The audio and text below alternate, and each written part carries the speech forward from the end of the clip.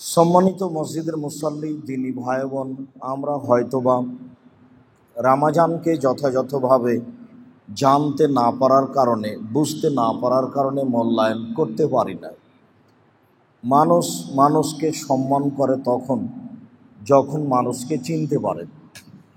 যখন মানুষকে চিনতে পারে মানুষ যে ইনি আমাদের উচ্চ শিক্ষিত একজন ব্যক্তি, তাকে সম্মান করতে হবে, মূল্যায়ন করতে হবে, তখন তার জন্য মূল্যায়ন করা প্রয়োজন মনে করে কোথায় বসতে দিতে হবে, কোথায় থাকতে দিতে হবে, এইটা মানুষ প্রয়োজন মনে করে। কেন?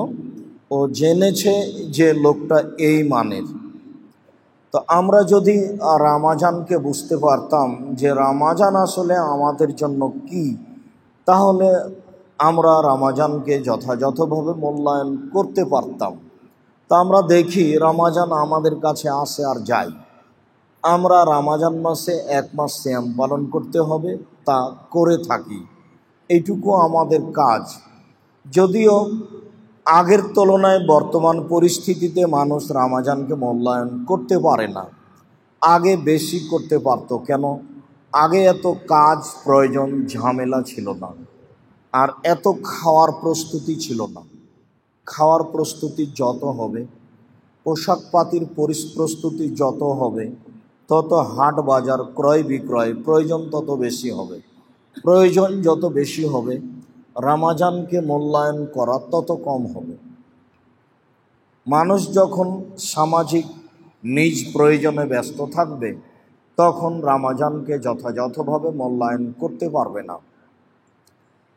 রাসূল সাল্লাল্লাহু আলাইহি সাল্লামের একাধিক হাদিস থেকে বোঝা যায় যে দিন 12টার পরে আকাশের দরজা খুলে দেওয়া হয়, কিছু সময় খোলা থাকে।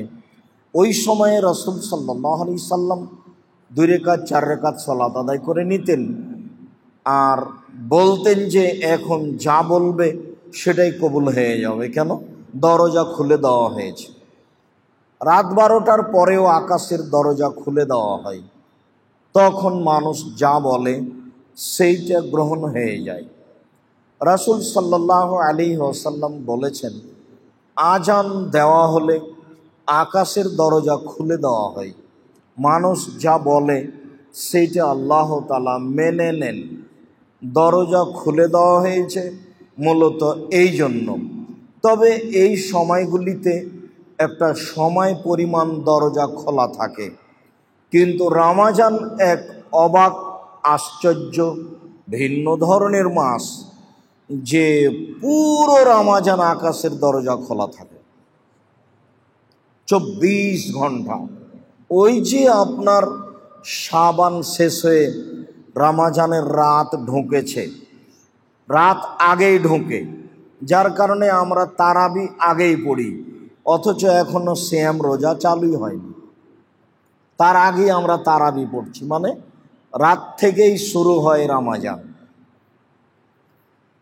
আবার যেদিন শাওয়াল মাসের রাত ঢুকে যাবে, সেদিন দরজাগুলি বন্ধ হয়ে যাবে।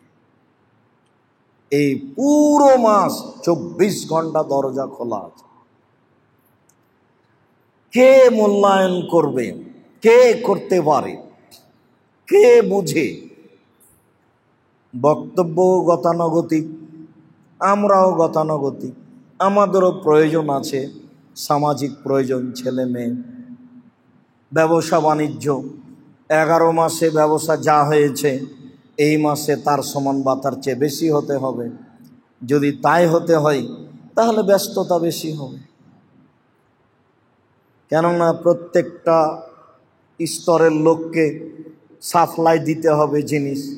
যারা কাপড় বানাচ্ছে তারা সহ, যারা কাপড় বিক্রি করছে তারা সহ, যারা দর্জি কাপড় বানাচ্ছে তারা সহ, যারা কিনছে তারা সহ, সবাই ব্যস্ত। যারা ইফতারি বানাচ্ছে তারা সহ, যারা ইফতারি কিনছে তারা, যারা হাটে বাজারে যাচ্ছে, সব জায়গাতে মানুষ ব্যস্ত আছে। ব্যস্ততা যত বেশি, মূল্যায়ন তত কম। না বুঝতে পারার কারণে রমজান পার হয়ে যাচ্ছে। কি করতে পারি? রাসূল সাল্লাল্লাহু আলাইহি সাল্লাম বললেন, 3 শ্রেণীর মানুষ হতভাগা, দুর্ভাগ্য ব্যক্তি। তার এক শ্রেণীর মানুষ বৃদ্ধ পিতামাতাকে পেল, তারপরে তার পাপ মোচন করতে পারল না। একজন হতভাগা ব্যক্তি, একটা বড় সুযোগ এসেছিল কিন্তু তা নিতে পারল না। আমার নামটা আসলো তার সামনে, সাল্লাল্লাহু আলাইহি ওয়াসাল্লাম বলল না সে একজন হতভাগা ব্যক্তি, আমার এক পক্ষ থেকে একটা বড় কিছু সুপারিশ পেয়ে যেত, সেটাও নিতে পারল না। আর রামাজান পাওয়ার পরেও পাপ মোচন করতে পারল না। পাপ মুছে নেওয়ার জন্য একটা বিশাল ব্যবস্থা, বড় পাওয়া রামাজান, কিন্তু আসলো আর গেল। বুঝলাম যে রামাজান মাস সিয়াম পালন করেছি গতাগতিকভাবে, তাহলেই কি আসলে তাকে যথাযথভাবে মূল্যায়ন করতে পারলাম? জি না, তা হয়নি। সম্মানিত দিনী ভাই বোন, রামাজানের গুরুত্বপূর্ণ দুই একটি কথা, তার একটি কথা হচ্ছে সাহারি খেয়ে সিয়াম পালন করতে হবে, এটাই ঠিক। রাসূল সাল্লাল্লাহু আলাইহি সাল্লাম বলেন, তাসাহারু ফাইন্না ফিল বারাকা, তোমরা সাহারি খাও, এতে বরকত আছে। আমি বরকত বুঝি আর না বুঝি, আমি খেলাম ভাত মাছ রুটি গোস্ত খেলাম, বরকত কি জিনিস তা তো আমি বুঝতে পারলাম না। আমি বুঝি আর না বুঝি, আল্লাহ নবী বললেন তাতে বরকত আছে। বরকত কি? আমার শরীরে বরকত হতে পারে, আমার রুজিতে বরকত হতে পারে, আমার বয়সে বরকত হতে পারে, আমার বাড়ি ঘরে বরকত হতে পারে। বাড়ি ঘরে বরকত অনেক দিন থাকবে, নষ্ট হবে না। রুজিতে বরকত, ধীরে ধীরে টাকা পয়সা বেশি হয়ে যাবে। আমার শরীরে বরকত, নিরাপদে থাকব। রাসূল সাল্লাল্লাহু আলাইহি সাল্লাম বললেন সাহারি খাও, তাতে বরকত আছে। কিভাবে বরকত তা তিনি বললেন না, তাই তিনি বললেন একবারে এক ঢোক পানি হলেও পান করে সাহারি খেতে হবে। আরও তিনি বললেন যে ফাসলু সিয়ামেনা ও সিয়ামিল ইয়াহুদ নাসারা আহলি কিতাবে, আমাদের সিয়াম এবং ইহুদি খ্রিস্টানদের সিয়ামের মধ্যে তফাৎ হচ্ছে সাহারি খাওয়া। ওরা সাহারি না খেয়েই সিয়াম পালন করে, তাই আমাদেরকে সাহারি খেয়ে সিয়াম পালন করতে হবে। রামাজানের আর একটি গুরুত্বপূর্ণ কাজ হচ্ছে তাড়াতাড়ি ইফতার করা। রামাজানকে অপমান করার জন্য, ঠেকানোর জন্য চতুর্দিক থেকে মানুষ ঘেরে ধরেছে। যারা বেশি খাচ্ছে তারাও ঠেকাচ্ছে, যারা কাপড় চোপড় বেশি কিনছে, হাট বাজার ব্যবসা বাণিজ্য করছে, তারাও রামাজানকে ঠেকাচ্ছে, তার দয়া রহমত বরকত ঠেকানোর জন্য চেষ্টা করছে। যারা বিভিন্নভাবে ছুটে বেড়াচ্ছে, জাগার রাতগুলিতে বক্তব্য দিচ্ছে, তারাও রামাজানকে, তার দয়া রহমত বরকতকে ঠেকানোর চেষ্টা করছে। আর যারা দেরিতে ইফতার করছে সতর্কতার জন্য, তাদের কর্মটাই হয়ে গেছে ইহুদি খ্রিস্টানদের কর্ম, নেকি তো বহুদূরের কথা।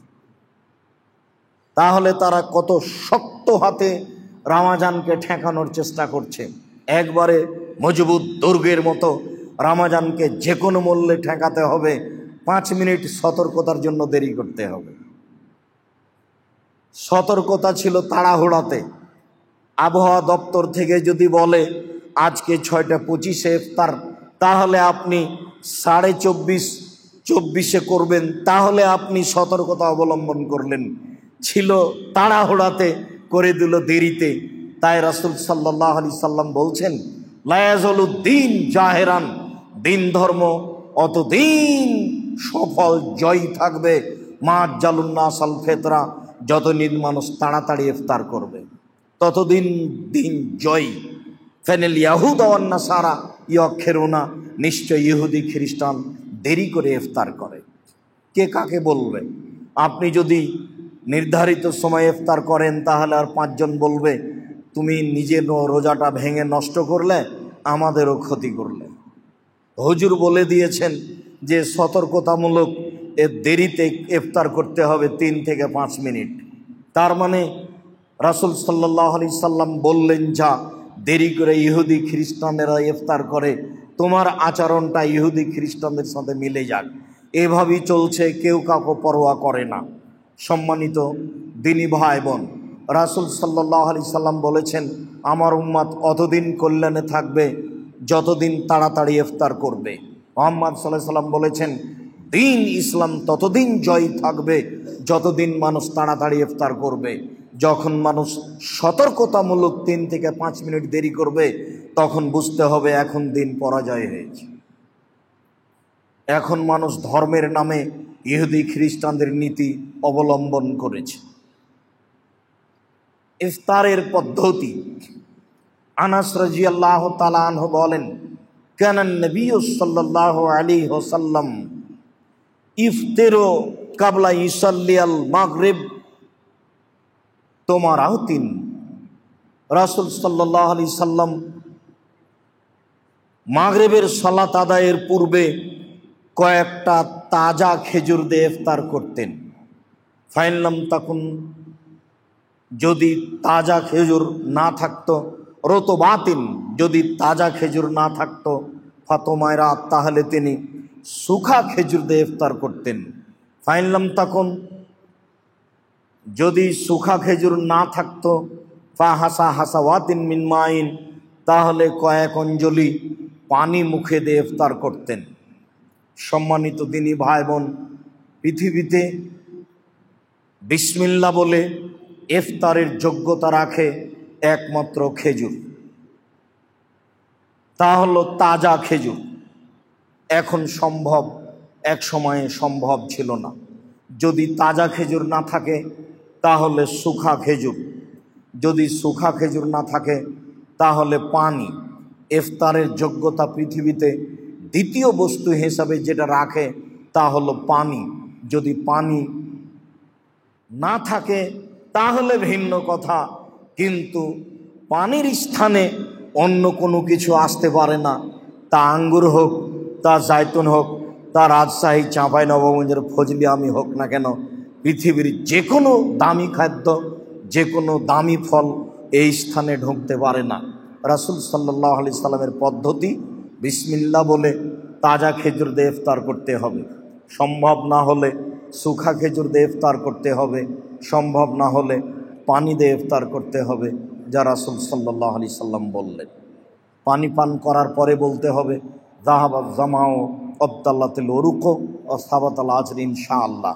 পিপাসা দূরে হলো, পিপাসা দূর হলো, শিরা উপশিরা সিক্ত হলো, নেকি প্রমাণিত হলো ইনশাআল্লাহ। আমি নেকি পেয়ে গেছি ইনশাআল্লাহ। আল্লাহুম্মা লাকা সুমতু ওয়া আলা রিজকিকা আফতারতু, এই দোয়ার বর্ণনা সূত্র দুর্বল হয়, এই দোয়া পড়ে ইফতার করা যাবে না। বিসমিল্লাহ বলে পানি বা খেজুর মুখে দেওয়ার পরে বলতে হবে, যাহাবাজ জামা আবতাল্লাতিল উরুক ও সাবাতাল আজর ইনশাআল্লাহ। সম্মানিত মসজিদের মুসাল্লি, রামাজানে একটি গুরুত্বপূর্ণ বিষয় আছে, তা হচ্ছে তারাবি। কোরআন মাজিদ পড়ে আপনি রামাজানকে মূল্যায়ন করুন। তাসবিহ তাহলিল জিকির আজকার করে আপনি রামাজানকে মূল্যায়ন করুন। ক্ষমা ভিক্ষা চেয়ে কান্নাকাটি করে রাতভর ইবাদত করে আপনি রামাজানকে মূল্যায়ন করুন। লাইলাতুল কদর রামাজানের একটি গুরুত্বপূর্ণ বিষয়। আল্লাহ তাআলা বলেন, ইন্না আনজালনাহু ফি লাইলাতিল কদর, নিশ্চয় আমি কোরআন মাজিদকে লাইলাতুল কদরে অবতীর্ণ করেছি। শাহরু রামাদানাল্লাযী উনজিলা ফীহিল কোরআন, রামাজান এমন একটি মাস যেই মাসে কোরআন মাজিদ অবতীর্ণ করা হয়েছে। রামাজান মাসে কোরআন মাজিদ অবতীর্ণ করা হয়েছে, আর লাইলাতুল কদরে কোরআন মাজিদকে অবতীর্ণ করা হয়েছে। ওমা আদরাকা মা লাইলাতুল কদর, মুহাম্মদ সাল্লাল্লাহু আলাইহি সাল্লাম আপনি কি বলতে পারেন লাইলাতুল কদর কি? আপনার কি জানা আছে লাইলাতুল কদর কি জিনিস? আল্লাহ তাআলা বলছেন, আমি বলি লাইলাতুল কদর খায়রুম মিন আলফি শাহর, লাইলাতুল কদর হচ্ছে 1000 মাসের চেয়ে উত্তম। 1000 মাসে মানুষ যে পরিমাণ ইবাদত করতে পারে, লাইলাতুল কদরে মানুষ সেই পরিমাণ ইবাদত করতে পারে। 1000 মাসকে মানুষ ইবাদত করতে গিয়ে যেভাবে মূল্যায়ন করবে, পুরো 1000 মাস সমান লাইলাতুল কদরকে মানুষ সেইভাবে মূল্যায়ন করার চেষ্টা করবে। আল্লাহ তাআলা বললেন, আপনি কি বলতে পারেন লাইলাতুল কাদর কি? আপনার জানা আছে লাইলাতুল কাদরের বিষয়? আমি বলি, লাইলাতুল কাদর হচ্ছে 1000 মাসের চেয়ে উত্তম। এখনো কথা শেষ হয়নি। তানাজ্জালুল মালাইকাতু ওয়ার রূহ, লাইলাতুল কাদরে অসংখ্য ফেরেশতা, কঙ্কর যত আছে, পাথর ভাঙাচুরা, এরকম পরিমাণ ফেরেশতা আকাশ থেকে নেমে আসেন। আর রূহ, সম্মানিত ফেরেশতা জগতে সবচেয়ে সম্মানী দামি ফেরেশতা জিবরাইল আলাইহিস সালামও নেমে আসেন। লাইলাতুল কাদরের মর্যাদা, সেই দিন সমস্ত ফেরেশতা প্রথম আকাশে নিচে পৃথিবীতে নেমে আসেন, লাইলাতুল কাদরও নেমে আসেন। যদি আপনাদের দেশের একজন বড় ব্যক্তি, মন্ত্রী লেভেলের মানুষ আসে, তাহলে দিনটা আপনার স্মরণে থাকে, তার জন্য প্রস্তুতি থাকে। আর এই রাত্রে সব ফেরেশতা নেমে আসবেন, আর নেমে আসেন, আর জিবরাইল আলাইহিস সালাম নেমে আসেন, তখন আমি ঘুমিয়ে, তখন আমার টিভিটা খোলা আছে। রমজান মাসের সময়ের ঢং দেখিয়ে, রমজান মাসের সাহারি ইফতারের ঢং দেখিয়ে মিথ্যে খবর শোনার জন্য, নগ্ন মেয়েকে দেখার জন্য বসে সময় কাটাচ্ছি। চক্ষু ঠান্ডা করে, কলিজা ঠান্ডা করে রমজান মাসকে মূল্যায়ন করছে জনৈক ব্যক্তিগণ। মনে করছে রমজানকে যথাযথভাবে মূল্যায়ন করলাম। ভুল হিসাব। নগ্ন মেয়েকে দেখে কলিজা ঠান্ডা করে, চক্ষু ঠান্ডা করে রমজানকে মূল্যায়ন করা যায় না, এটা ভুল হিসাব। এমন এক দিন, যেই দিনে কোরআন মাজিদ, এমন এক রাত যেই দিনে যে রাতে কোরআন মাজিদকে অবতীর্ণ করা হয়েছে, যে রাত 1000 মাসের চেয়ে উত্তম, যে রাতে লক্ষ লক্ষ কোটি কোটি ফেরেশতা নেমে আসেন পৃথিবীতে, যে রাতে স্বয়ং জিবরাইল আলাইহিস সালাম নেমে আসেন পৃথিবীতে। ফিহা বেইজনে রব্বিহিম, তাদের প্রতিপালকের আদেশে আসে। মিন কুল্লি আমর, প্রত্যেকটা বিষয় নিয়ে। এক বছরে যত মানুষ জন্ম নিবে, এক বছরে যত মানুষ মারা যাবে, এক বছরে যত মানুষ কর্ম করবে, এক বছরে যত মানুষের রুজি হবে, এক বছরে সারা পৃথিবীতে যা কিছু হবে, সব কিছু নিয়ে ফেরেশতাগণ নেমে আসেন। যা আল্লাহ তাআলা বলেন, আল্লাহ তাআলা বলেন, সালামুন হিয়া হাত্তা মাতলাইল ফজর, এই রাত প্রশান্তি সহকারে, মর্যাদা সহকারে, পরিষ্কার পরিচ্ছন্ন হয়ে ফজর পর্যন্ত অবিরাম থাকে, ফেরেশতাগণ থাকেন। হাদিসে এসেছে, একটু পরে আসবে, লা ইয়াখরুজু শাইতানুহা, এই রাতে শয়তান যারা পৃথিবীতে চলাচল করে তারা বের হতে পারবে না, তারা ওই রাতে বের হতে পারে না। এ রাত হলো জিবরাইল আলাইহিস সালামের রাত, এ রাত হলো ফেরেশতাগণের নেমে আসার রাত, এ রাত হলো কোরআন মাজিদ অবতীর্ণ করার রাত, এ রাত হলো 1000 মাসের চেয়ে উত্তম ইবাদত করার রাত। কি দিয়ে বুঝায় আপনাকে আমি লাইলাতুল কাদর কি জিনিস?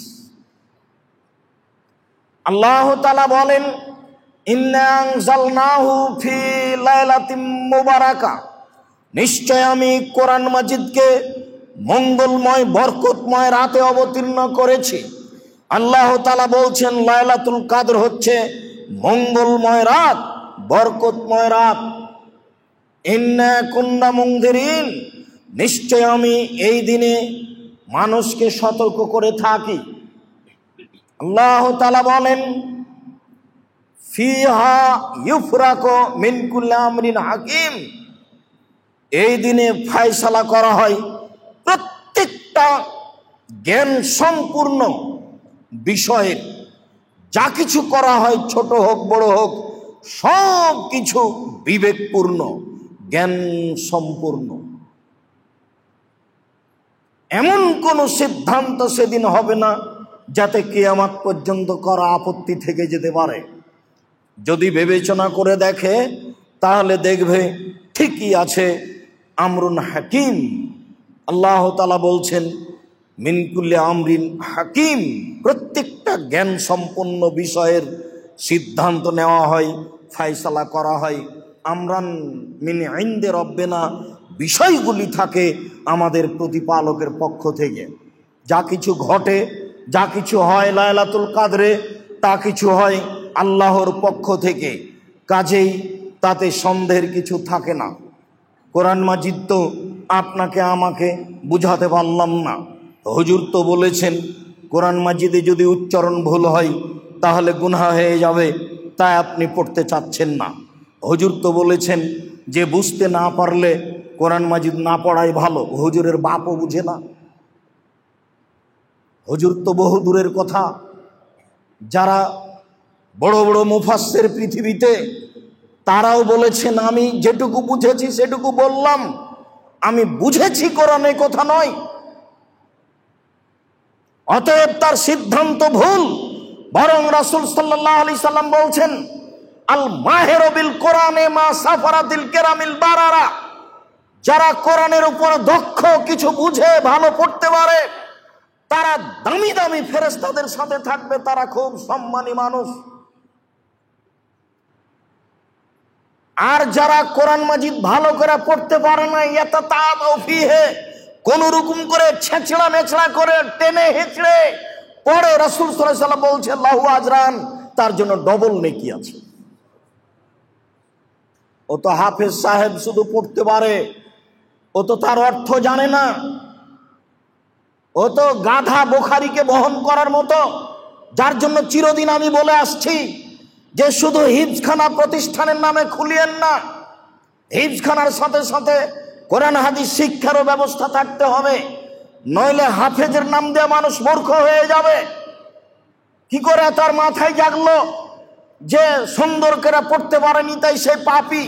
রাসূল সাল্লাল্লাহু আলাইহি সাল্লাম বলছেন যে ব্যক্তি টানা হেঁচড়া করে, ছেঁচড়া মেচড়া করে, কোন রকম করে পড়তে পারে, তার জন্য ডবল নেকি। যে কোনো মূল্যে আপনাকে কোরআন মাজিদ পড়তে শিখতে হবে। মহান আল্লাহ বলেন হাযা যিকরুন মুবারাকুন, নিশ্চয় এটা মঙ্গলময় জিকির। জিকির হিসেবে পৃথিবীতে যত কিছু আছে, সুবহানাল্লাহ হোক, আলহামদুলিল্লাহ হোক, লা ইলাহা ইল্লাল্লাহ হোক, আল্লাহু আকবার হোক, সুবহানাল্লাহি ওয়া বিহামদিহি সুবহানাল্লাহিল আযীম হোক, পৃথিবীতে যত জিকির আছে তার চেয়ে উপরের জিকির, সম্মানিত জিকির, মঙ্গলময় জিকির হচ্ছে কোরআন।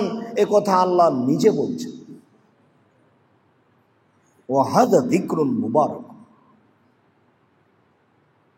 আনজালনাহু, আমি এটা অবতীর্ণ করেছি।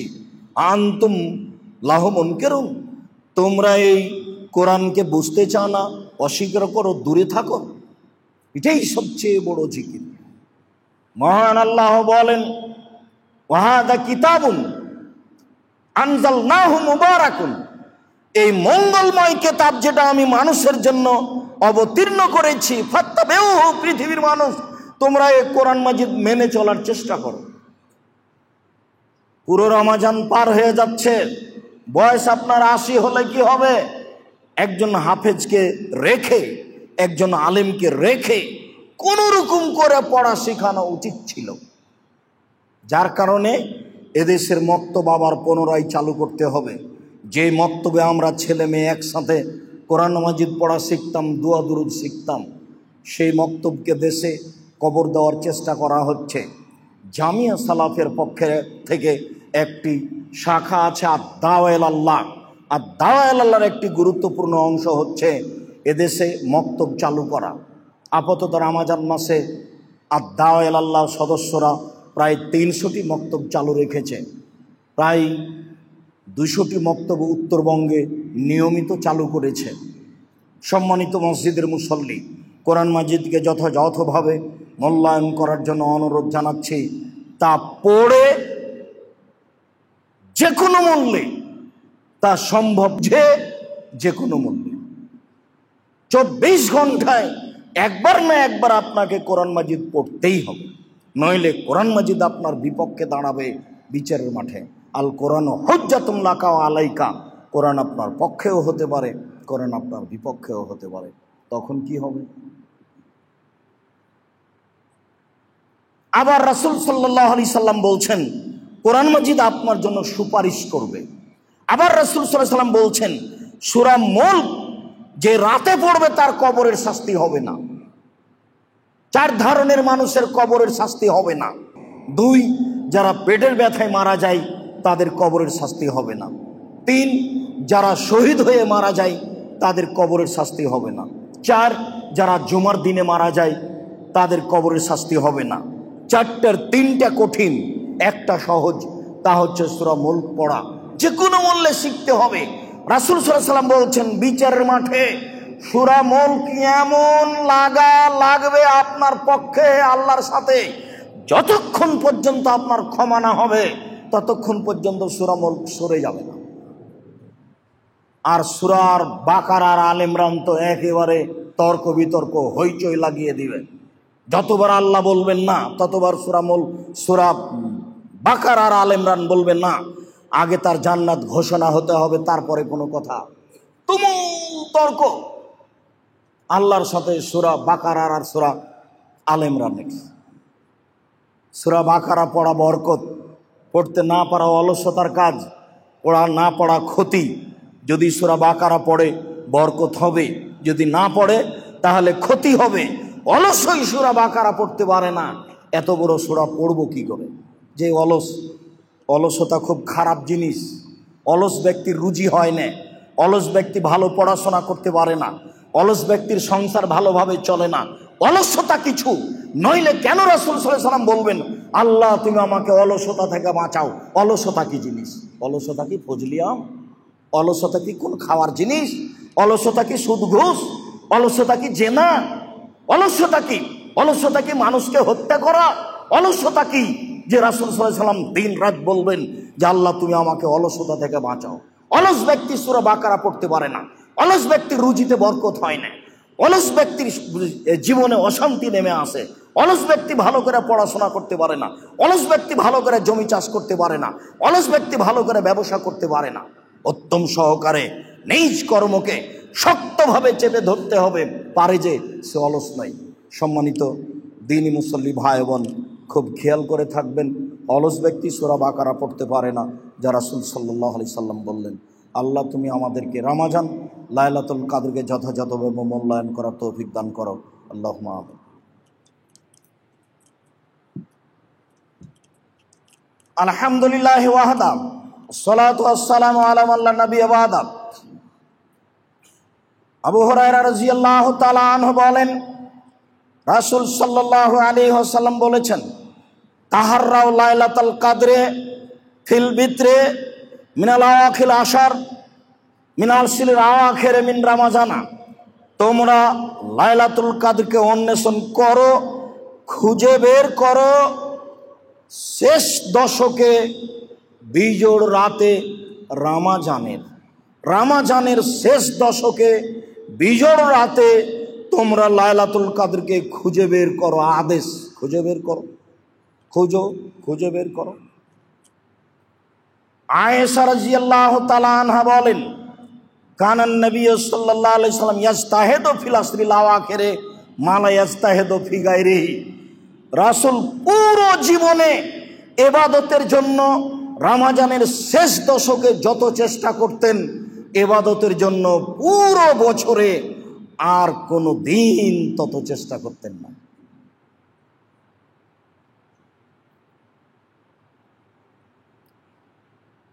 ইবাদতের জন্য রমজানের শেষ দশক চেষ্টা ছিল তার জীবন বাজি রেখে।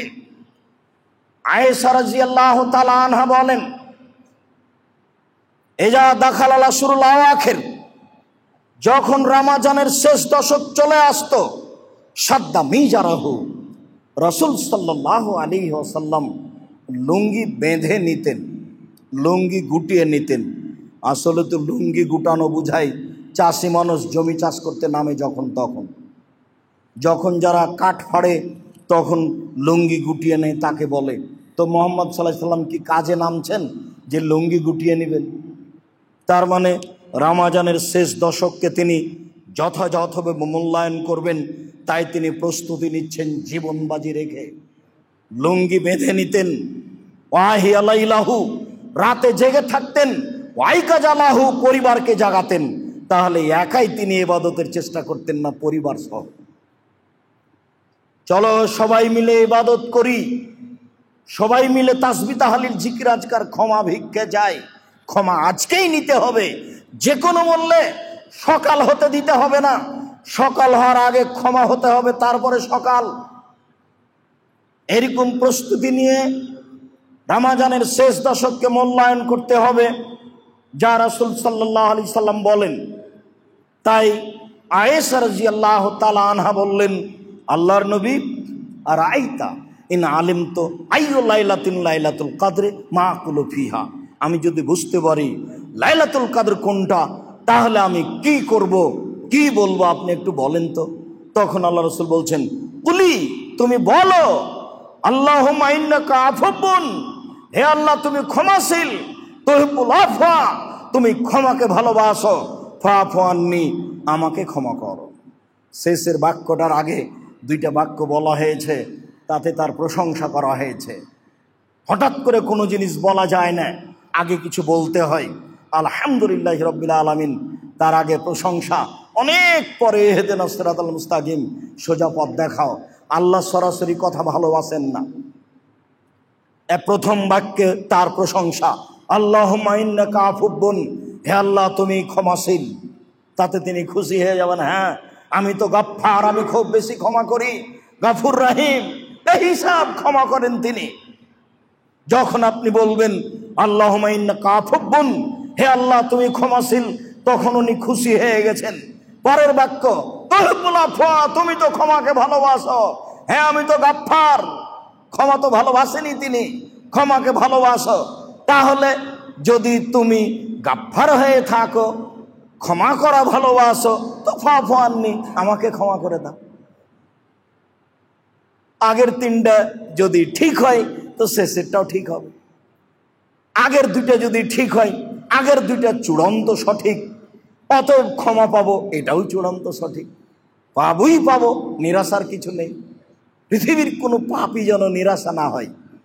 আল্লাহ তাআলা বলছেন, হে পৃথিবীর মানুষ, দাস দাসী, পাপ করার কারণে নিরাশা হবে না, আল্লাহ তোমার সব পাপকে ক্ষমা করে দিবে। কি গতিতে, কি কায়দায় রাসূল সাল্লাল্লাহু আলাইহি সাল্লাম দোয়াটা শিখিয়ে দিলেন। সারা পৃথিবীর পুরুষ নারী বলবে, সিজদায় বলবে, দিনরাত বলবে, তাসবিহ তাহলিলের সাথে ফাঁকে ফাঁকে বলবে, লাইলাতুল কদরে বলবে।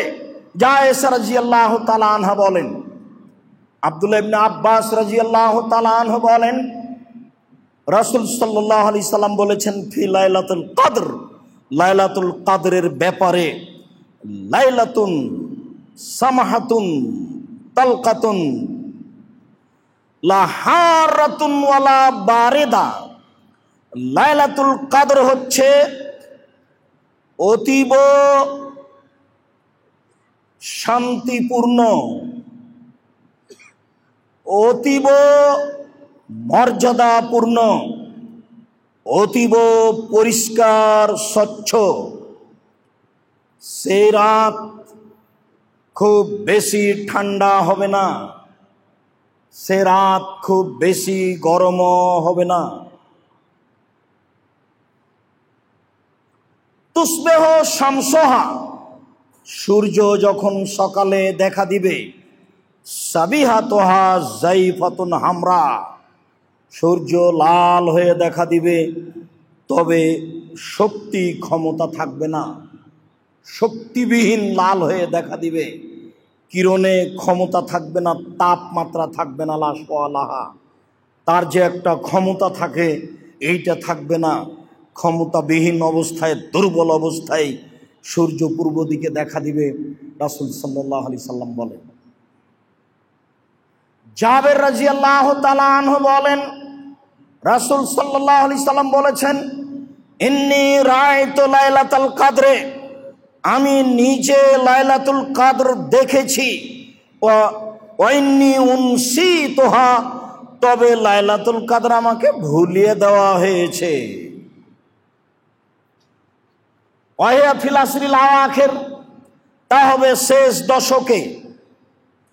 লায়ালিহা, রাতগুলি হবে শেষ দশকের, দিনে নয়, তা হবে রাতে, শেষ দশকে লাইলাতুন সামিহাতুন তালকাতুন বাজলা, তা হবে অতীব প্রশান্তিপূর্ণ, তা হবে অতীব মর্যাদাপূর্ণ, তা হবে অতীব পরিষ্কার, তা হবে অতীব স্বচ্ছ। এই কথা বলার পরে তিনি বলছেন কান্না ফিহা কামারান, রাত দেখে মনে হবে চন্দ্র হাসছে। রাতের গতি নকল হচ্ছে লাইলাতুল কাদরের। রাত দেখে মনে হবে চন্দ্র হাসছে। আল্লাহ ইয়াখরুজ শয়তানহা, সেই রাতে শয়তান বের হতে পারবে না। অন্তত লাইলাতুল কাদরে শয়তান বাঁধা আছে, এটা একটা গতি। সে রাতে শয়তান বের হতে পারবে না। রাসূল সাল্লাল্লাহু আলাইহি সাল্লাম বলেন হাত্তা ইজিও মুজিউন নাহারে, যতক্ষণ পর্যন্ত সূর্য উঠে আলোকিত না হচ্ছে ততক্ষণ পর্যন্ত শয়তান বের হতে পারবে না। লাইলাতুল কাদরের পরিচয় রাসূল সাল্লাল্লাহু আলাইহি সাল্লাম বলেন। আবু সাঈদ খুদরি রাদিয়াল্লাহু তাআলা আনহু বলেন রাসূল সাল্লাল্লাহু আলাইহি সাল্লাম বলেছেন ইন্নী রাআইতু লাইলাতুল কাদরে, আমি নিজে লাইলাতুল কাদর দেখেছি। ওয়া ইন্নী নুসিতুহা, তবে সেটা আমাকে ভুলিয়ে দেওয়া হয়েছে। কোনটা যে লাইলাতুল কাদর, আমাকে ভুলিয়ে দেওয়া হয়েছে। ওয়া ইন্নাহা ফিল আশরিল আওয়াখিরে, অবশ্যই তা হবে শেষ দশকে। ওয়া রাআইতু কান্নি আসজুদু ফি তিনিন ওয়া মাইন, তবে আমি দেখছি নিজেকে আমি যেন মাটি এবং পানির মধ্যে সিজদা করছি। পানি হয়েছে, মাটি কাদা কাদা হয়ে আছে, এরকম পানি ও মাটিতে আমি সিজদা করছি, আমি যেন নিজকে দেখছি। ওয়াকানাল মসজিদ ওয়াকানা সাকফুল মসজিদে, সেই দিন মসজিদের ছাদ ছিল খেজুর গাছের ডালের। সেই দিন মসজিদের ছাদ ছিল খেজুর গাছের ডালের। মানে আসমানিদের দেখতে যদি তোমরা সবে চাও, রহিমউদ্দির ছোট বাড়ি রসুলপুরে যাও, বাড়ি তো নয়, যা পানি হয় তা ভিতরেই পড়ে। তো যা পানি হয় তা খেজুর গাছের পাতা দিয়ে আর কি থামবে, তো মসজিদের ভিতরেই পড়ে। সাহাবী আবু সাঈদ খুদরি রাদিয়াল্লাহু তাআলা আনহু বলেন সেই দিন মসজিদের ছাদ ছিল খেজুর পাতার খেজুর গাছের ডালের। মা নারা ফিস সামায়ে শায়ান, আকাশে কোনো মেঘ দেখলাম না। ফাজাত কাজাতুন, হঠাৎ রাতে এক খণ্ড মেঘ আসলো। ফৌম তিরোনা, বেশ ভালো বৃষ্টি হয়ে গেল। অসল্লা বেনা রাসূলুল্লাহ সাল্লাল্লাহু আলাইহি সাল্লাম, আল্লাহ রাসূল আমাদেরকে সালাত আদায় করালেন। ফারাইতু আসারাল তিনে ওয়াল মায়ে আলা ওয়াজহি রাসূলিল্লাহ সাল্লাল্লাহু আলাইহি সাল্লাম, সেই দিন আমি দেখলাম রাসূলের কপালে মাটি ও পানির দাগ, মানে কাদা মাটির দাগ। কাদা মাটির উপরে সিজদা করেছে, সিজদা তো মসজিদে করেছে, তাহলে পানি মসজিদের থামেনি, মানে ছায়া রৌদ্র থামে, পানি থামে না। রাসূল সাল্লাল্লাহু আলাইহি সাল্লামের কপালে দেখলাম যে পানি ও মাটির চিহ্ন। আবার বলছেন সেদিন ছিল মিন সুবহে এহদা ইশরিনা, সেদিন ছিল 21 রাত সকালে। অন্য বর্ণনায় এসেছে সেদিন ছিল 23 রাত সকালে। কিছু বর্ণনা এসেছে তা ছিল 27 রাত, কিছু বর্ণনা এসেছে তা ছিল 25 রাত, কিছু বর্ণনা এসেছে তা ছিল 29 রাত। তবে এই দুটা হাদিসে উল্লেখ হয়েছে 23 রাত আর 21 রাত, যদিও একাধিক সহিহ হাদিস 27 রাতের, তবে নির্ধারণ করার কোনো সুযোগ নেই। সবটাতে বলা হয়েছে, আমাকে ভুলিয়ে দেওয়া হয়েছে। তিনি বলছেন আমি লাইলাতুল কাদর দেখলাম, আমি বাড়ি থেকে বের হলাম তোমাদের বলে দিব। বের হয়ে দেখি দুজন মানুষ মারামারি করছে। তো ওদের দেখতে গিয়ে আমি ভুলে গেলাম, আহারে সেইটা কোন রাত, ভুলে গেলাম। তারপরে বলছেন যে তোমরা রমজানের শেষ দশক মূল্যায়ন করো। তাহলে কয়েকবার একই কথাই হলো যে তিনি ভুলে গেলেন, ভুলিয়ে দেওয়া হলো, তার মানে মানুষ যেন একদিন ইবাদত করতে না শিখে। এদেশে হাজারো মানুষ 27শে রমজান ইবাদত করতে শিখলো, হুজুরও বললেন, খাওয়া দাওয়া হলো, সবটাই বেশ ভালো হলো, কিন্তু ইবাদত হলো না। তা আবার রাসূলের পদ্ধতিতে হলো না, রমজান মূল্যায়ন করতে পারছি না। সম্মানিত মসজিদের মুসল্লি, সম্মানিত মসজিদের মুসল্লি, আমি এই অংশে এসে আপনাদেরকে আরেকটি জরুরি কথা বলতে চাচ্ছি যে মনে রাখবেন, অনেক ইবাদত আছে পৃথিবীতে। সালাত একটা ইবাদত, সিয়াম একটা ইবাদত, হজ একটা ইবাদত, তাসবিহ তাহলিল একটা ইবাদত, জিকির একটা ইবাদত, দানও একটা ইবাদত। কিন্তু কোনো ইবাদত দানের মতো না। দানের মতো শক্তি ক্ষমতা রাখে না কোনো ইবাদত। যার কারণে রাসূল সাল্লাল্লাহু আলাইহি সাল্লাম রমজান মাসে পশ্চিম দিকের পূর্ব দিকের বাতাসের চেয়ে বেশি দানশীল ছিলেন। পশ্চিম দিক থেকে বাতাস আসলে ধ্বংস নেমে আসে, বাড়িঘর ভেঙে যায়, জোরে বাতাস আসে। উত্তর দক্ষিণ থেকেও হতে পারে, তবে পূর্ব দিক থেকে বাতাস প্রবাহিত হলে পশু প্রাণী তরুতাজা হয়, ঘাসপালা তরুতাজা হয়। পূর্ব দিকের বাতাস যত উপকারী, রাসূল সাল্লাল্লাহু আলাইহি সাল্লাম বলছেন যে রমজান মাসে তিনি ছিলেন পূর্ব দিকের বাতাসের চেয়ে বেশি দানশীল। বর্ণনাকারী আবু হুরায়রা রাদিয়াল্লাহু তাআলা আনহু বলেন, দানের ব্যাপারে রাসূল সাল্লাল্লাহু আলাইহি সাল্লাম কেন বললেন যে সবাইকে দান করতে হবে? কেন? দানই একটা এমন একটা ইবাদত যা দিয়ে মানুষ সহজেই বিপদ থেকে বেঁচে যাবে। অন্য কোনো ইবাদত দিয়ে সহজে বিপদ থেকে বাঁচা যায় না। আর সব ইবাদতগুলি আপনার শুধু নিজের উপকার করে। সিয়াম পালন করবেন, আপনার উপকার; হজ করবেন, আপনার উপকার; কোরআন তেলাওয়াত করবেন, আপনার উপকার। আর যখন আপনি দান করবেন তখন আপনার সহ আর একজনের। আপনি দান করলেন, আপনিও নেকি পেলেন, আপনার মায়ের কবরের শাস্তি বন্ধ হয়ে গেল। আপনি দান করলেন, আল্লাহর রাগটা মিটে গেল, দানের প্রতিক্রিয়া আল্লাহর উপরে গিয়ে পড়ল। আপনি দান করলেন, বিচারের মাঠে আপনার জন্য বিশেষ ছায়া হয়ে গেল। দানটাই সরাসরি ছায়া। আপনি দান করলেন, আপনার পাপ মিটে গেল।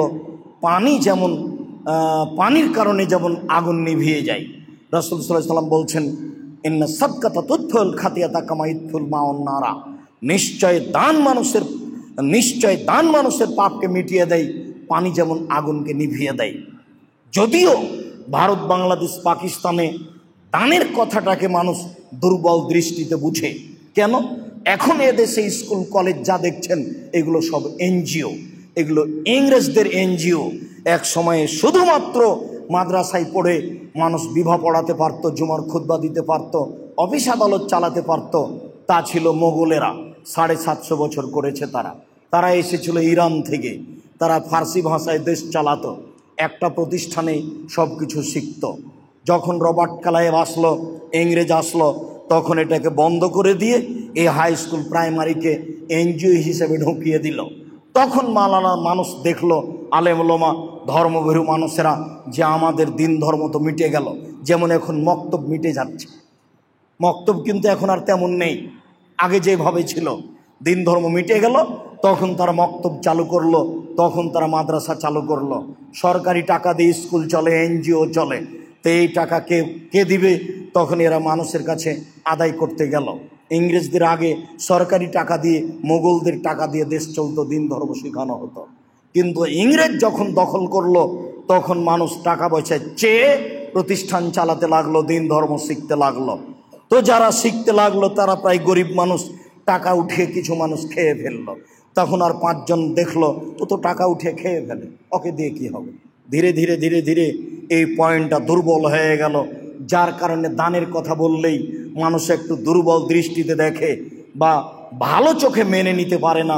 এই সামাজিকতার কারণে, এই primary school, high school, college, বিশ্ববিদ্যালয়, এই এনজিওর কারণে। এটা কিন্তু ইংরেজদের এনজিও। আজও তারা চলে গেছে, কারিকুলাম ঠিকই আছে, ওদেরই দিন, ওদেরই খাতা, ওদেরই হাজিরা, ওদেরই নাম, ওদেরই সম্মান জানানো, ওদেরই স্যালুট জানানো, সব কিছু অফিস আদালত, কোর্ট কাচারি তাদের। আর বিচার বিভাগ তো 16 আনাই তাদের। বোরখাটাও পরে থাকে একজন জজ উকিল, দেখবেন না, ওটা তাদেরই আছে। ওইভাবেই কথা বলতে হবে, ওইভাবেই ডং করতে হবে। চলে গেছে 75-80 বছর হলো, কিন্তু কৃষ্টি কালচার রেখে গেছে, ওইটা বাস্তবায়ন করছে। এরই ফাঁকে আমরা পিছনে পড়ে গেছি, যার জন্য দানটাকে যথাযথভাবে ভালোবাসতে পারি না। মানুষের এবাদতের জগতে সবচেয়ে প্রিয় এবাদত হতে হবে দান। ভালোবাসার খাতিরে বৈধ জায়গাতে দান করতে শিখতে হবে। আমি আপনাকে জামিয়া সালাফে খাস করে দান করতে বলিনি। রামাজান মাসে দান করুন।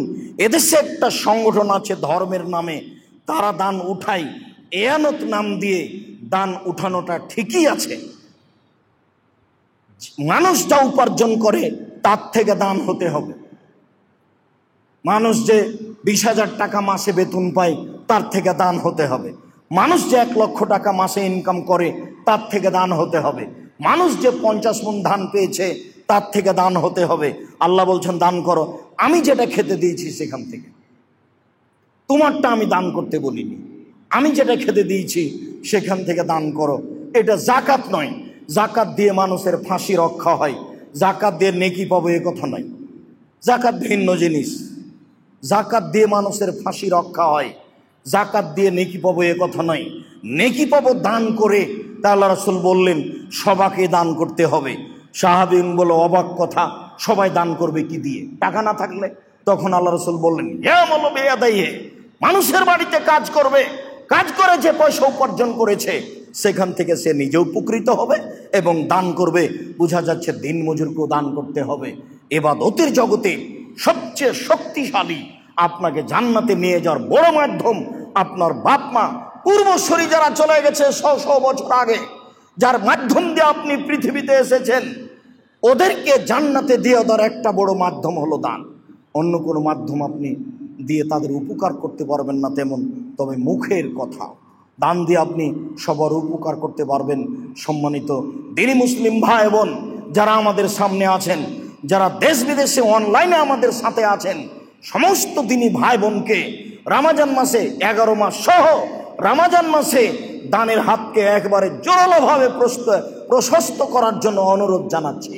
হন না কেন আপনি অসচ্ছল মানুষ, হন না কেন আপনি সচ্ছল মানুষ, যে কোনো মূল্যে যেটুকু উপার্জন করছেন তার থেকে দান করতে হবে। আল্লাহর আদেশ, নবীর আদেশ। আর এটা জান্নাত পর সবচেয়ে বড় মাধ্যম। চলে গেছে যারা, তাদেরকে জান্নাতে নিয়ে যাওয়ার সবচেয়ে বড় মাধ্যম, তাদের কবরের শাস্তি মাফ করে দেওয়ার সবচেয়ে বড় মাধ্যম দান। এইটা আমাদেরকে মনে রাখতে হবে।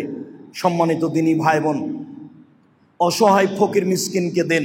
ফকির যে ভিক্ষা করে আর মিসকিন চাইতেও পারে না, সংসারও চলে না, তাকে দিতে হবে। এছাড়া এদেশের কওমি বেসরকারি মাদ্রাসা যেগুলোতে কোরআন হাদিস শিক্ষা দেওয়া হয় একমাত্র আল্লাহকে সন্তুষ্ট করার জন্য, সেখানে কোনো উদ্দেশ্য থাকে না।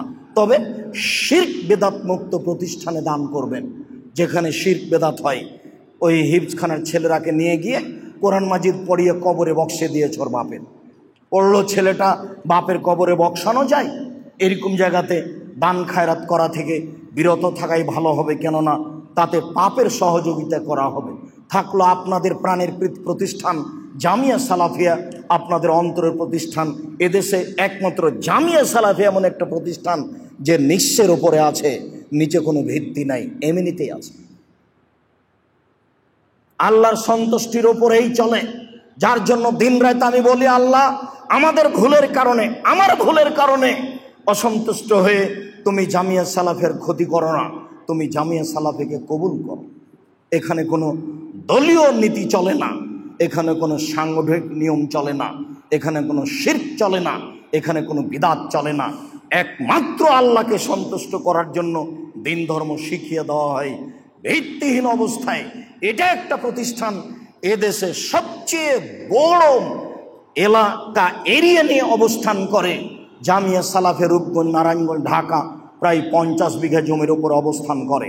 জামিয়া সালাফিয়া ডাঙ্গিপাড়া, পাবা, রাজশাহী প্রায় 25 বিঘা জমির উপর অবস্থান করে। জামিয়া সালাফিয়া তেঘরা, বিরল, দিনাজপুর প্রায় 18 বিঘা জমির উপরে অবস্থান করে। সম্মানিত দিনী ভাই বোন, এসব প্রতিষ্ঠানে প্রায় 4000 ছেলে মেয়ে পড়াশোনা করে। তাতে 305 জন এতিম রয়েছে, আরও অনেক অসহায় ছেলে মেয়ে রয়েছে যারা আপনাদের সহযোগিতায় শিক্ষা অর্জন করে।